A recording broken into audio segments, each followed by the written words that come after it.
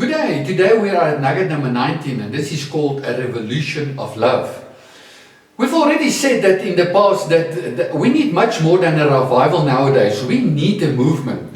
The world is in such a state that we need much more to get it back to the original. We need a movement. But a movement is nothing else than a revolution of love. And that is very important to understand it. Because a movement is people that's on the move and loving people with the heart of the Father and the love of the Father.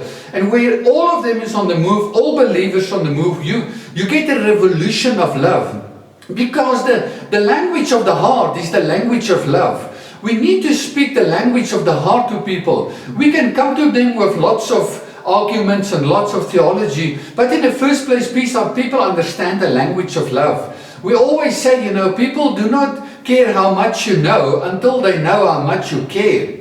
Because the caring is flowing out of the heart. It is not that it's not important what we know, but it starts with the caring. In John 13 verse 35, Jesus says, "By this the people will know that you are my disciples, if you love one another." God is love, and the outflow of loving God is love.